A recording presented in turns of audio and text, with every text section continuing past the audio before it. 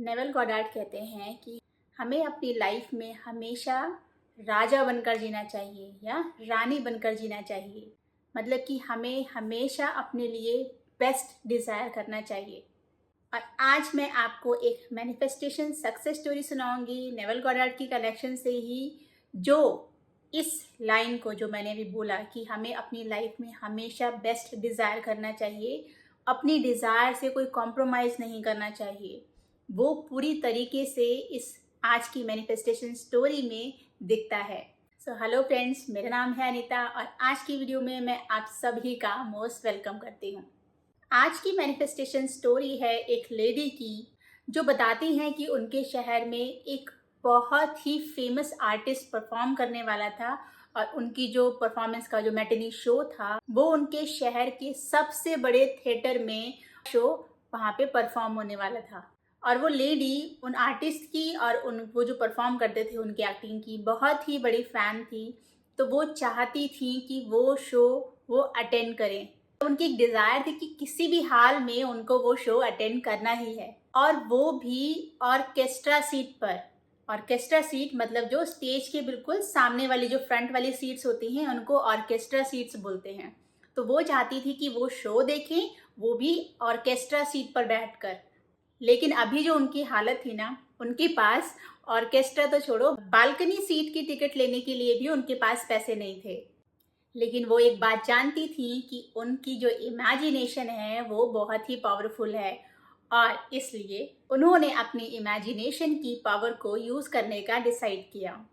और उस रात सोने से पहले उन्होंने इमेजिन किया कि वो उस थिएटर में बैठी हुई हैं, और उन्होंने देखा कि वो कहीं और नहीं बल्कि स्टेज के जस्ट सामने ऑर्केस्ट्रा वाली सीट, सेंटर वाली सीट पर वो बैठी हुई हैं, उस शो को एंजॉय कर रही हैं। और सामने ही उनको स्टेज दिख रहा है, और जैसे ही स्टेज से कर्टन उठता है, मतलब पर्दा हटता है, और उनका जो फेवरेट आर्टिस्ट है वो स्टेज पर आता है, और सब लोग बहुत चिल्लाने लगते हैं, सब तरफ से तालियों की आवाज़ गूंजने लगती है, सब लोग बहुत एक्साइटेड हो जाते हैं, सब लोग उस शो को बहुत इंजॉय कर रहे हैं और वो शो बहुत ही अमेजिंग है। और ये सब इमेजिन करते करते वो एक्चुअली उनकी आवाज़ें, उस एक्साइटमेंट को वो फील कर रही थी, और यही एक्सपीरियंस करते करते वो सो जाती हैं। अब नेक्स्ट डे, जिस दिन एक्चुअली वो शो परफॉर्म होना था, वो सुबह उठती हैं और देखती हैं कि उनकी फाइनेंशियल कंडीशन में तो कुछ चेंज नहीं होता, वो जैसी कल थी वैसी ही वो आज है। उन्होंने अपने पर्स में से पैसे निकालकर काउंट किए तो एग्जैक्टली $1.37 उनके पर्स में थे, जिसमें से उन्होंने सोचा कि $1 तो मुझे मेरी कार में गैस डलवाने के लिए, मतलब फ्यूल भरवाने के लिए चाहिए होगा, जिसके बाद उनके पास सिर्फ 37 सेंट्स ही बचते हैं। बट फिर भी, इसके बावजूद भी उनके मन में एक विश्वास था कि मैंने जो रात में इमेजिनेशन किया था, वो फील जो किया था मैंने, वो एक्चुअलाइज होगा, मतलब वो एक्चुअल में वो चीज़ होगी। उनको बहुत ही विश्वास था, तो वो इस तसल्ली के साथ कि मैंने जो इमेजिन किया है वो तो होना ही है, इस पूरे बिलीव के साथ, इस पूरे फेथ के साथ वो अपनी ड्रेस चुनती हैं जो उनको आज शो के लिए पहन के जानी है, अपना नया पर्स निकालती हैं।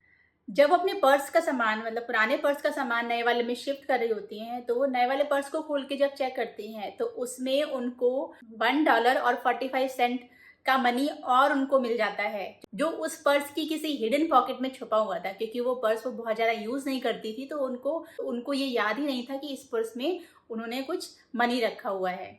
तो अब उनको $1.45 मनी और मिल चुका था। अब वो बहुत खुश थी कि भगवान ने चलो मेरी कार में फ्यूल का अरेंजमेंट तो करवा दिया। अब जो बाकी बैलेंस बचा है, मैं उससे थिएटर की टिकट आराम से खरीद सकती हूँ। ऐसा सोच के वो अपना ड्रेसअप होती हैं और थिएटर की तरफ चल देती हैं। थिएटर पहुँचकर जब वो टिकट की लाइन में लगती हैं, तो वो वहाँ पे टिकट का प्राइस का स्टिकर लगा होता है, तो वहाँ पे जब वो टिकट का प्राइस देखती हैं तो उनका तो पूरा कॉन्फिडेंस हिल गया होता है, क्योंकि ऑर्केस्ट्रा सीट वाली टिकट का जो प्राइस था वो $375 था। और जो उनके पास पैसे थे वो दूर दूर तक इस $375 को मैच नहीं कर सकते थे। उस प्राइस को देखकर वो लेडी बहुत बेचैन हो गई और वो उस लाइन से, जो वो टिकट की लाइन थी, वो वहाँ से निकल कर अपने आप को संभालते हुए वो एक पास वाली कॉफ़ी शॉप में जाकर बैठ जाती हैं और अपने लिए एक कॉफ़ी ऑर्डर करती हैं। और जब वो कॉफ़ी पीती हैं तब उनको ध्यान आता है कि उन्होंने 16 सेंट्स तो अपने कॉफ़ी पर वैसे ही खर्च कर दिए। मतलब जो पैसे बचे थे उसमें से 16 सेंट्स की उन्होंने कॉफ़ी भी पी ली, तो अब उन पैसों में से 16 सेंट्स और हटा दो। ये सोचकर उनको अपने ऊपर ही हंसी आने लगी। लेकिन तभी उनके दिमाग में एकदम से क्लिक हुआ कि बालकनी की जो सीट है, बालकनी जो पीछे वाली सीट होती हैं, उनका प्राइस उनके माइंड में आया कि वो क्या लिखा हुआ था और उतने ही पैसे उनके पास थे। तो वो जल्दी से टिकट काउंटर की तरफ गई और वहाँ पे उन्होंने सबसे सस्ती वाली, सबसे पीछे वाली सीट, जो उनके पास जो मनी थी उससे वो आ सकती थी, उन्होंने वो टिकट खरीद ली। उनके मन में बस यही चल रहा था, मुझे किसी तरह थिएटर के अंदर जाना है। तो उन्होंने सबसे सस्ती वाली टिकट खरीद ली और वो फाइनली थिएटर के अंदर पहुंची। जब वो एंट्रेंस पे पहुंचती हैं थिएटर के, तो वहाँ पे टिकट चेक होती है। टिकट दिखाती हैं टिकट चेकर को, तो वो टिकट चेकर टिकट उनकी फाड़ देता है आधे में और आधी टिकट अपने पास रखता है और उनको वो बताता है कि आपको ये वाली जो बालकनी वाली जो आपका टिकट है उसके लिए आपको लेफ्ट जाके ऊपर जाना है, वहाँ से बालकनी वाली सीट आ जाएगी। तो उस लेडी ने उसकी बात को इग्नोर किया और वो राइट की तरफ, लेडीज़ वॉशरूम था, वो वहाँ चली गई। अब वो वॉशरूम में बैठकर अपनी आंखें बंद करके अपने आप को थोड़ा सा संभालती हैं, शांत करती हैं और आंखें बंद करके वापस से अपनी इमेजिनेशन शुरू कर देती हैं। वो देखती है अपने आप को बैठा हुआ स्टेज के सामने वाली ऑर्केस्ट्रा वाली सीटों में सबसे सेंटर की सीट पर अपने आप को बैठे हुए इमेजिन करने लगती हैं। तभी वहाँ वॉशरूम में 4-5 लेडीज़ का ग्रुप आता है।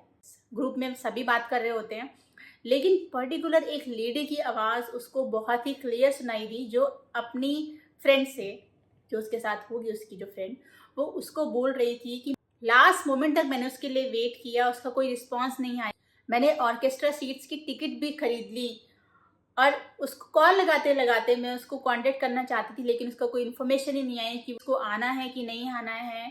और जब तक उसने मुझे बताया कि वो उस शो के लिए नहीं आ पाएगी, तब तक बहुत देर हो चुकी थी, क्योंकि टिकट चेकर उसकी टिकट फाड़ चुका था। तो अब वो टिकट वो रिटर्न भी नहीं कर सकती थी, तो उसका वो टिकट वेस्ट हो गया।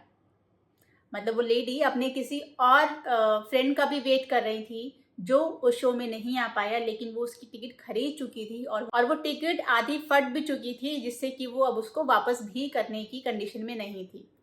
तो ये बात उस लेडी ने सुन ली।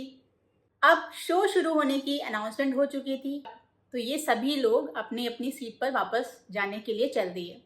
ये सुन के वो लेडी बहुत ही खुश हुई। वो जल्दी से वॉशरूम से निकलती है और उस लेडी के पीछे जाती है और उसको बोलती है कि मैंने बालकनी का टिकट खरीदा है, लेकिन मैं ऑर्केस्ट्रा पे बैठना चाहती हूँ, मुझे ये शो बहुत ही पसंद है और वो जो परफॉर्म करने वाले हैं एक्टर, वो तो मेरे फेवरेट हैं। वो लेडी बहुत ही काइंड थी। उसने मुस्कुराते हुए उसको बोला कि of course you can join us, मेरे पास तो ये टिकट एक्स्ट्रा ही है जो वेस्ट होने वाली थी। आई एम ग्लैड कि ये तुम्हारे किसी काम आ जाए।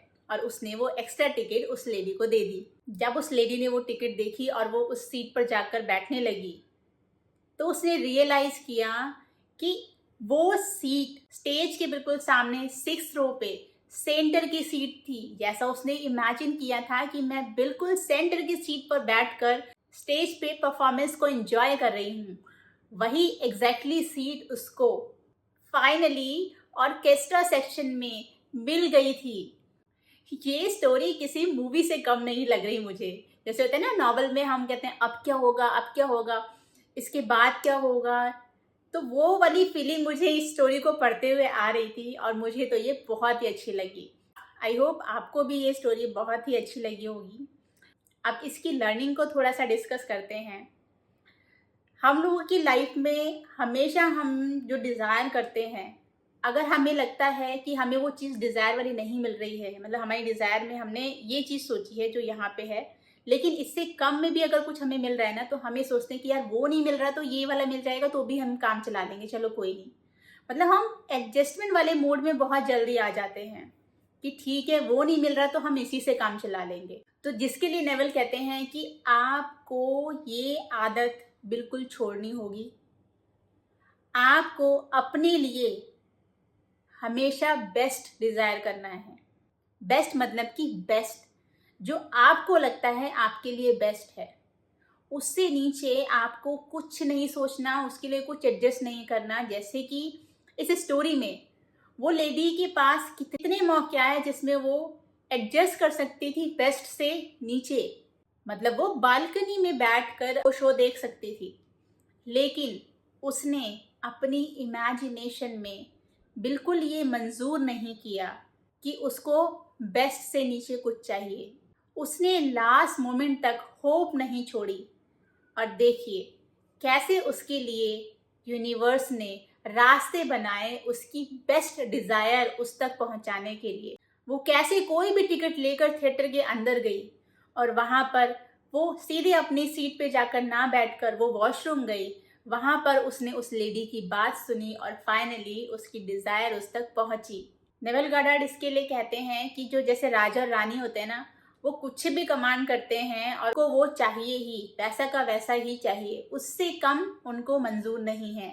ऐसा ही हमें भी अपनी लाइफ के लिए डिज़ायर करना है बेस्ट। जो हमें लगता है कि हमारे लिए ये बेस्ट है, ये होना चाहिए, वही चीज़ डिज़ायर कीजिए और उससे कम में एडजस्ट मत करिए, उससे कम में कॉम्प्रोमाइज़ मत करिए। क्योंकि जब आप कॉम्प्रोमाइज़ करने लगते हो तो इसका मतलब है कि आपके फेथ में, आपके बिलीव में जो आपको यूनिवर्स पर होना चाहिए, उसमें कुछ ना कुछ कमी है। तभी तो आपने जो डिज़ायर किया आप उससे कम में कॉम्प्रोमाइज़ करने के लिए रेडी हो। तो फिर यूनिवर्स भी कहता है जब तुम कम में कॉम्प्रोमाइज़ करने के लिए रेडी हो तो तुम यही लो। लेकिन जो कॉम्प्रोमाइज़ नहीं करते हैं और अपना पूरा फेथ बिलीव यूनिवर्स पर करते हैं कि जो उन्होंने डिज़ायर किया है एग्जैक्टली वही चीज़ उनको मिलेगी, तो यकीन मानिए उनको वही मिलता है या उससे ज़्यादा ही मिलता है, उससे कम बिल्कुल नहीं। अपनी बेस्ट डिज़ायर चूज़ कीजिए और यूनिवर्स को कमांड कीजिए। पूरा बिलीव रखिए यूनिवर्स पर। यूनिवर्स आपकी बेस्ट डिज़ायर बेस्ट तरीके से आपकी लाइफ में लेकर आएगा। आई होप आज की वीडियो से आपको कुछ ना कुछ लर्निंग मिली होगी जो हेल्प करेगी आपकी डिज़ायर को आपकी लाइफ में मैनिफेस्ट करने के लिए। Thank you so much for your time. Bye bye and take care.